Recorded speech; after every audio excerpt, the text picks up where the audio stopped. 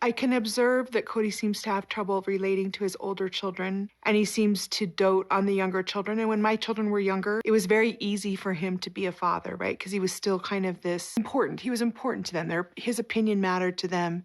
His guidance mattered to them.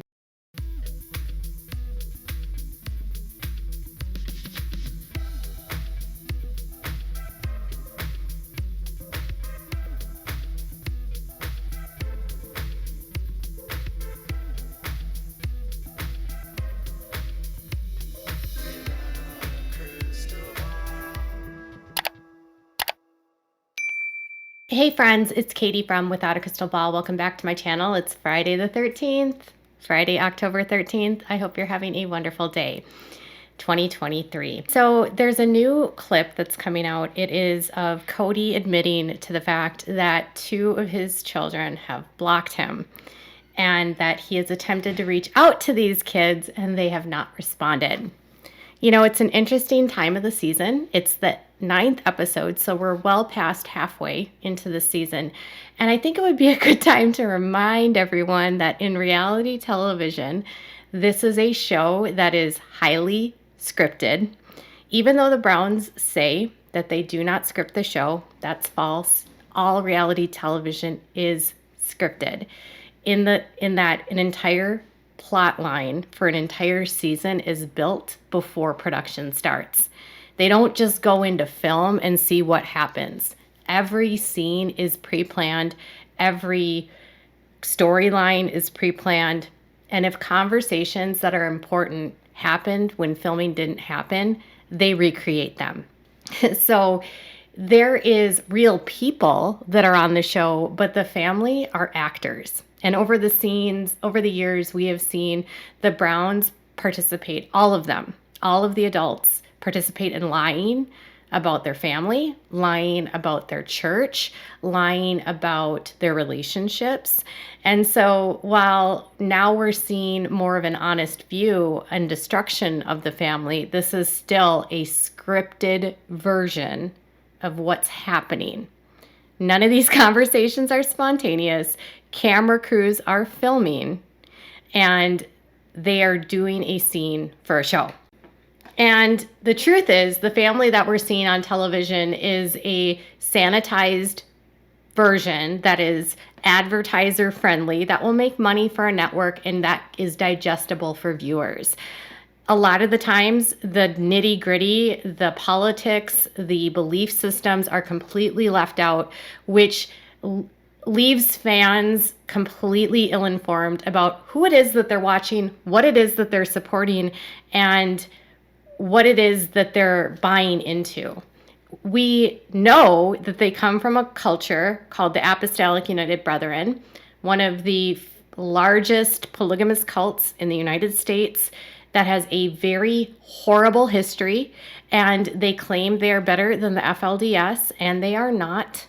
So what we see on this show is them trying to normalize it. What we're seeing now is the fallout of it.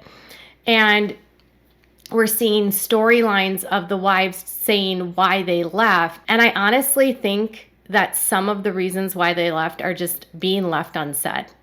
And we'll go into that in a little bit. But Robyn is definitely getting a lot of blame this season. But truthfully, I think a lot of the reason the family has fallen apart is because many of them don't believe in polygamy anymore and don't believe in this doctrine. McKelty, through her Patreon, has said multiple times that most of the adults in the family no longer believe in polygamy, no longer believe in the Mormon faith or the FLDS faith, and most of them don't even go to church. So it's a lot of them losing their faith, which Christina said Cody has lost his faith, which is why it all fell apart. Cody didn't want to be a polygamist anymore, and the wives are finally leaving him. So let's talk about what his kids have to say, because the kids in this situation never consented to be on a show, never asked to have their family go public, and certainly were never asked to be raised and born into a cult. And the kids, which have an actual story that I think would be more compelling and show the true heartbreak of the situation and the reality are usually notes, like sticky notes to an episode. In this specific clip, Garrison and Janelle and Cody talk about the breakdown of his relationship with his boys. And he seems to dote on the younger children. And when my children were younger, it was very easy for him to be a father, right? Because he was still kind of this important. He was important to them. His opinion mattered to them. His guidance mattered to them. And now, because they question it a little bit, I think it might be harder for Cody to feel like he's respected. Kody Brown is, for sure, in my opinion, a narcissist. And narcissists don't like when anyone tries to challenge them. They also like people that give them supply. So if a narcissist wants attention and adoration, what's a great place to get attention and adoration from? Who? Children. Young children usually idolize their dads. But at a certain point, as children grow and become more autonomous, they develop their own opinions. The cult that they're raised in doesn't teach them to critically think. The caveat here is that the Browns made the choice to go on to reality television while most of them were still either in school or high school. Some of them weren't even in school yet. And that changed their worldviews. Cody also had a position, but it wasn't his position. You have to understand, when Sister Wives started, Warren Jeffs had just been arrested. The Sister Wives show was designed in conjunction with a group called Principal Voices, and the purpose of the show was to be propaganda for polygamous cults, to try to show to America that they weren't like Warren Jeffs and the FLDS. As a part of that, they promoted ideals that were the antithesis of Warren Jeffs and the FLDS thinking. So they would say things like, our children have free thought. Our children can go and do whatever they want. Women have choice. Women have a voice. Women can make the decision to leave or stay, and it's their choice to join polygamy. It's not forced. We're not forcing relationships. We want our children to go out and do whatever we want them to do. We want them to find their own way. We're not going to push our religion on them. That was a response by polygamous cults to try to detract from the FLDS, because that's what the FLDS was doing. The problem was the cult opened itself up by doing that because they were so insular before that they were controlling everything. When they opened up that thought process, it gave women power. It gave women exposure. It allowed women the opportunity to see outside of their world. It also opened up the children to not having to be in schools for the cult, not having to go to everything involved in the cult, not living in compounds of the cult. And the AUB has compounds. So they still have compounds to this day where it's only polygamous members that live there. And they still have schools. So Cody and the family left that culture, thus further opening up the family to critical thinking, to public schools, and all of that worked to his detriment. He was playing a part for Principal Voices as the feminist polygamist, but that backfired because that helped the women get out and it helped the kids get educated and find a way out as well. They didn't anticipate that allowing these changes would completely destroy the family unit and the culture itself. Polygamy cults are not growing. In fact, more and more people are leaving these cults every day. And the shows like Sister Wives now are actually damaging the cults because people are realizing, oh, I guess this was all a lie. So in one part, yes, Cody was the narcissist that got fed by his kids adoring him. But on the other hand, his own choices of not keeping them insular and controlled backfired. I'm not saying it's good to keep children insulated and controlled. He does that with Robyn's kids. But that's how this culture stays contained, by not allowing outsiders, by not allowing outside music, by not allowing outside education, by controlling all influences, controlling thoughts, controlling friends, controlling media, controlling music, controlling marriages. So it backfired. And Kody's lost control. Things that happened through COVID. Kody's relationship with his older children, a lot of them were really, really good. Christine left and all that changed. Robyn blames Christine for all of Kody's relationships with his children falling apart. She says that everything was fine before Christine left and before COVID. She's lying. She's lying, and she's protecting polygamy, and she's protecting her patriarch, who is her priesthood. Even though they don't believe in this anymore, they're indoctrinated. And they will lie on this show to protect polygamy and to protect their patriarch and to protect their narrative. And when a woman leaves, they get rolled over the bus. The bus, they're smeared, they're degraded, they're called the most wicked, evil women.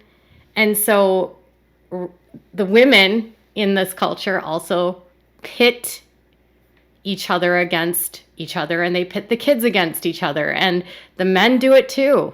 And there's a lot of fighting between the women that's misdirected because all of them are mad at Kody, except Robyn. They're mad at Kody, but they're taking it out on Robyn. They're mad at Kody, but they're saying Robyn is at fault. The kids are mad at Kody because he abandoned them, but they're saying that Robyn is to blame. Yes, he brought Robyn into the relationship. Yes, he favored her children. Yes, he did things differently with her and her kids. But Kody is to blame for all of it because he is the patriarch. But in this cult, no one ever blames the patriarch. They always blame the women. It's never his fault. It's the wives weren't good enough. They weren't sweet enough. They didn't do enough. The kids weren't perfect enough. They weren't obedient enough. It's never his fault. So Christine's decision to leave, she says, is because Kody wasn't there for her when it came to Isabel, or it was that because he had favorites, or it was because he didn't offer her help when she needed it. She's had a lot of different reasons for why she left. Christine didn't leave because of Robyn. Christine left because she didn't believe in polygamy anymore, and because Kody didn't want to have an intimate relationship with her anymore. That's why she left. That's it. She also left her belief system. She doesn't believe in polygamy. That's a huge reason not to stay in a polygamous marriage. So there's a lot of show narrative of blaming Robyn for everything. And yes, Robyn is not the princess here. She's not perfect. She's made mistakes. She for sure has manipulated Kody, but Kody's the one that's in charge here. So Robyn's repeating Kody's narrative that Christine is the one that turned all the kids against him. That's not true.